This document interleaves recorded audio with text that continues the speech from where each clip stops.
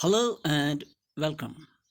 Friends, in this video lecture, we shall discuss the sources of the Indian Constitution.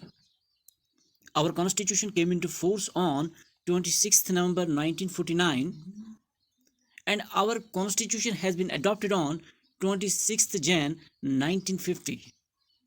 When it comes to the borrowing features of the Indian Constitution, our Constitution has borrowed many provisions from the Constitution of various countries.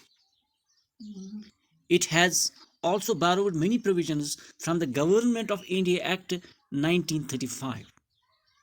And it is B.R. Ambedkar who proudly acclaimed the Constitution of India has been framed after ransacking of all the known constitutions of the world.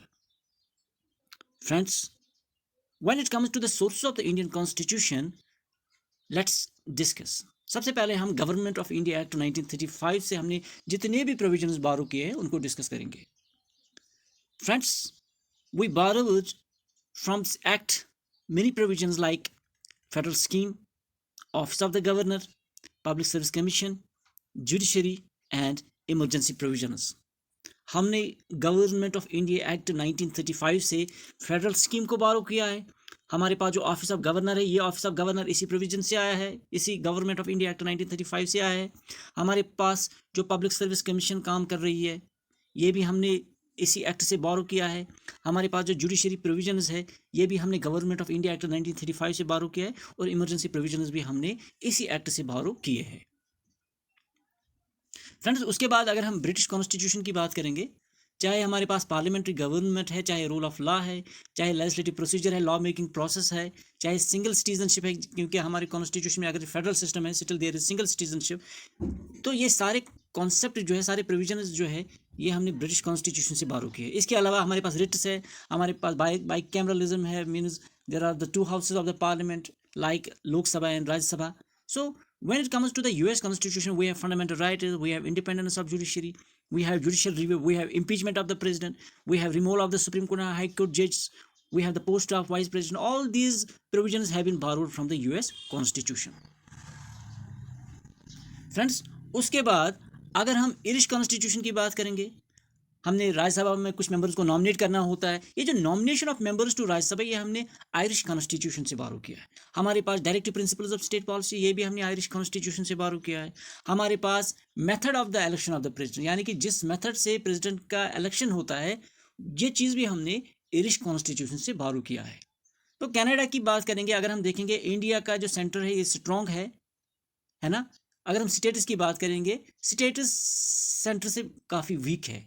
Means in many ways states are dependent on the center. We have strong center and weak states. So in other words, we can say that we have a federation with strong center. We have vesting of residuary powers. बेटा उन powers को कहते हैं जो state list, concurrent list या union list में नहीं आती. जितने भी पावर्स इन 3 लिस्ट्स में नहीं आती तो उनको रेजिडोरी पावर्स कहते हैं. हालांकि फेडरलिज्म में जो रेजिडोरी पावर्स होते हैं ये स्टेट के पास होते हैं, लेकिन इंडिया की बात करेंगे ये सेंटर के पास होते हैं. तो ये फीचर भी हमने कनाडा से लाया है. हमारे पास सुप्रीम कोर्ट के पास एडवाइजरी जुरिडिक्शन जो है, ये भी हमने कैनेडियन कॉन्स्टिट्यूशन से बारो किया है.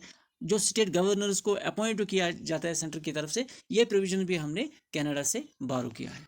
तो ऑस्ट्रेलियन कॉन्स्टिट्यूशन की बात करेंगे, वी हैव कंकरेंट लिस्ट. जब किसी बिल पे डेडलॉक होता है तो उसके लिए जॉइंट सिटिंग होती है. तो ये जॉइंट सिटिंग का कॉन्सेप्ट भी हमने ऑस्ट्रेलियन कॉन्स्टिट्यूशन से बारो किया है.